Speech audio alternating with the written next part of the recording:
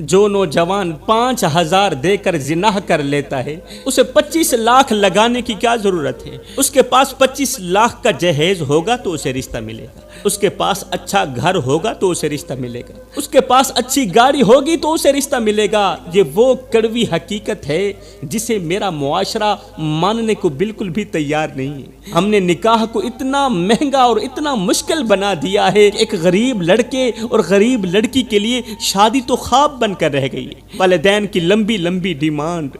جہیز کی شرطیں، مہنگے فنکشن اور دکھاوے کی رسمیں، ان تمام چیزوں نے مل کر نکاح کے دروازے بند کر دیے۔ ادھر نوجوان لڑکے اور لڑکیاں ہر وقت سوشل میڈیا کی دنیا میں رہتے ہیں، ہر وقت موبائل میں مست رہتے ہیں، دونوں کے جذبات جوان ہوتے ہیں، دونوں کی خواہشات جوان ہوتی ہیں، لیکن جب حلال راستہ بند کر دیا جائے تو بہت سے لوگ غلط راستوں کی طرف پھسل جاتے ہیں۔ میرے بھائیوں، موبائل کی دنیا میں دونوں غرق ہیں، ایک دوسرے کے ساتھ فرینڈ شپ شروع ہو جاتی ہے، موبائل کے ذریعے، واٹس ایپ کے ذریعے، سوشل میڈیا کے ذریعے ایک دوسرے کے ساتھ فرینڈ شپ شروع ہو جاتی ہے۔ جب فرینڈ شپ شروع ہو جاتی ہے پھر کیا ہوتا ہے؟ پھر گناہ ہوتے ہیں، اور پھر وہی انجام سامنے آتا ہے کہ کبھی جھاڑیوں میں بچے ملتے ہیں، کبھی کچروں کے ڈھیر میں بچے ملتے ہیں، اور کبھی گٹروں میں معصوم لاشیں ملتی نظر آتی ہیں۔ یہ دیکھ کر پھر معاشرہ افسوس تو کرتا ہے مگر اصل سوال نہیں پوچھتا کہ ان سب کا ذمہ دار کون ہے، اس گناہ کا ذمہ دار کون ہے۔ حقیقت یہ ہے کہ اس گناہ میں وہ والدین بھی شریک ہیں جنہوں نے اپنے بچوں کے نکاح کو آسان کرنے کے بجائے اپنی ڈیمانڈز اور رسموں کے بوجھ تلے دبا دیا، کیونکہ جب حلال راستہ بند کیا جاتا ہے تو شیطان حرام کے راستے آسان کر دیتا ہے، اور اس کا سب سے بڑا خمیازہ وہ معصوم بچے بھگتتے ہیں جو دنیا میں آتے ہی کسی جھاڑی کچرے یا گٹر میں پھینک دیے جاتے ہیں۔ آج میرا معاشرہ عجیب موڑ پر کھڑا ہے، باہر سے سب کچھ ترقی یافتہ لگتا ہے مگر اندر سے انسان ٹوٹ چکا ہے۔ گھر تو روشن لگتے ہیں مگر دلوں میں اندھیرا بڑھتا جا رہا ہے۔ ہر شخص اپنے فائدے، اپنی خواہش اور اپنی انا میں ایسا گم ہے کہ اسے دوسروں کے دکھ کا احساس ہی نہیں، اسے دوسرے کے دکھ کا احساس ہی نہیں،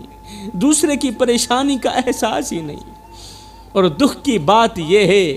کہ انسان کے پاس سب کچھ ہے مگر سکون نہیں ہے۔ انسان کے پاس پیسہ بھی ہے، انسان کے پاس دولت بھی ہے، پھر بھی راتوں کو کروٹیں بدلتی رہتی ہیں، نیند نہیں آتی، دل بے چین رہتا ہے، دل بے قرار رہتا ہے۔ آوازیں بہت ہیں مگر سچ بولنے والا کم ہے، ارد گرد لوگوں کی بھیڑ ہے مگر سچا انسان ڈھونڈنا مشکل ہو گیا ہے۔ میرے بھائیوں، اسی معاشرے میں ایک عورت بھی اپنی زندگی کے سفر میں کئی رشتوں سے گزرتی ہے مگر ایک رشتہ ایسا ہوتا ہے جو اجنبی سے شروع ہوتا ہے اور پوری زندگی کا سہارا بن جاتا ہے۔ ایک ایسا رشتہ جس کے ساتھ وہ ہنستی بھی ہے، روتی بھی ہے، جس کے ساتھ اس کی زندگی کی ہر صبح اور ہر شام جڑی ہوئی ہوتی ہے۔ میری بہن، اگر فرصت ملے تو سوئے ہوئے شوہر کو کبھی غور سے دیکھنا، یہ وہ شخص ہے جس کا کبھی آپ کے ساتھ کوئی رشتہ تھا ہی نہیں، صرف نکاح ہی ہوا تھا کہ اس نے تمہارے اور تمہارے بچوں کے لیے نہ دھوپ کی پرواہ کی، نہ سردی کی پرواہ کی، دن رات ایک کر کے تتی ریت پر کماتا رہا، اس لیے کہ مجھے کچھ ملے نہ ملے، میری بیوی کو روٹی کا ٹکڑا مل جائے، میرے بچوں کو روٹی کا ٹکڑا مل جائے۔ نہ تو یہ اپنی تکلیف کی پرواہ کرتا ہے، نہ اپنے بخار کی پرواہ کرتا ہے۔ باہر کے لوگ اسے ذلیل کرتے ہیں، سخت کام لیتے ہیں، اس نے کبھی شکوہ نہیں کیا کہ مجھ سے کیوں سخت کام لیا جا رہا ہے، صرف اس لیے کہ میری بیوی اور میرے بچے خوش رہیں، ان کی میں ہر خواہش پوری کروں۔ آج کلائنٹ بدتمیزی کر رہا ہے، آج مالک بدتمیزی کر رہا ہے، اس بیچارے نے کبھی محسوس نہیں کیا، کبھی جواب نہیں دیا،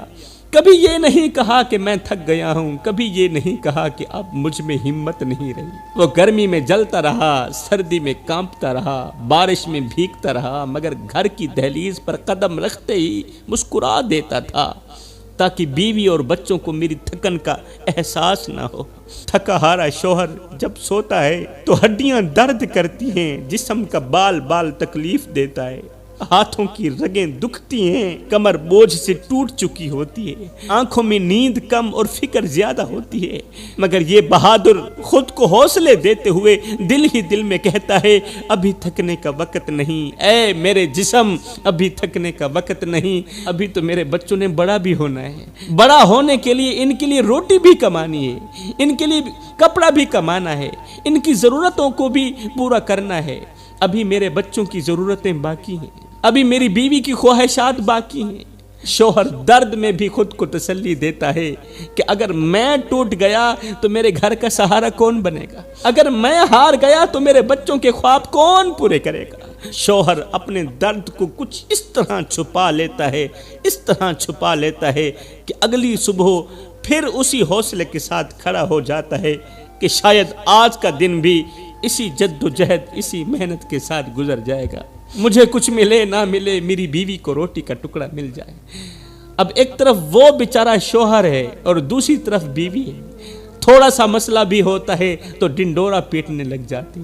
اور بار بار ایک ہی جملہ بولتی ہے کہ تو نے میرے لیے کیا ہی کیا ہے، تو نے میرے لیے کیا ہی کیا ہے۔ بیوی کا یہ جملہ سن کر شوہر بیچارہ دل ہی دل میں رونے لگتا ہے، اس کا دل اندر ہی اندر سے چیخ کر کہتا ہے ہاں ہاں میں نے کچھ نہیں کیا،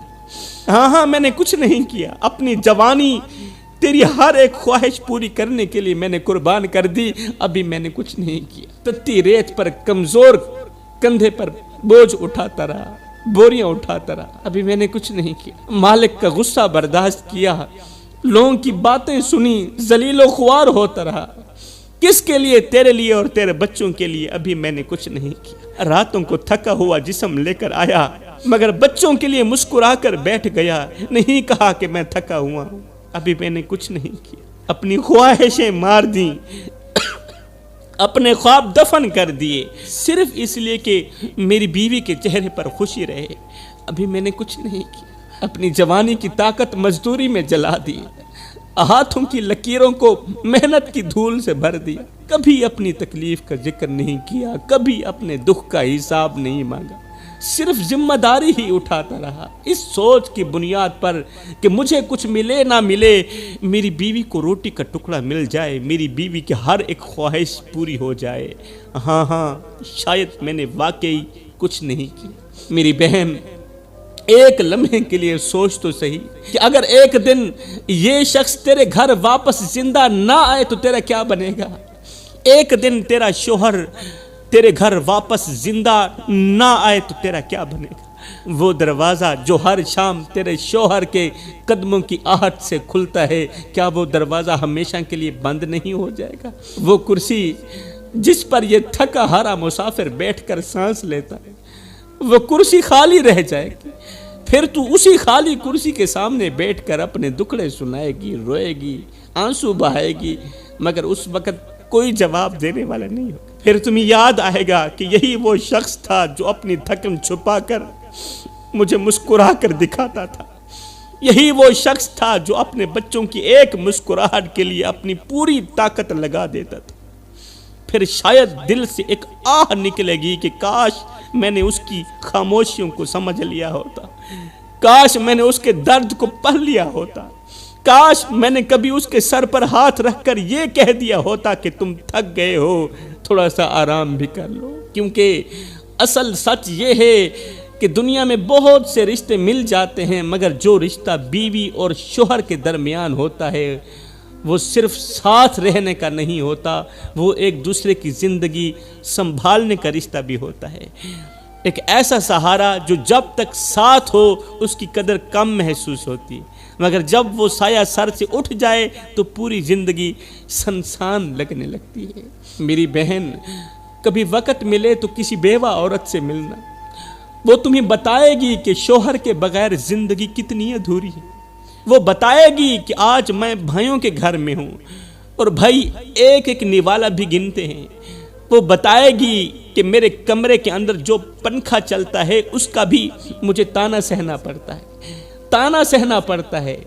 پنکھا کم چلایا کرو، بجلی زیادہ خرچ کرتی ہو، بل زیادہ آتا ہے۔ وہ تمہیں بتائے گی کہ آج اگر ایک کپ چائے کا بھی مانگوں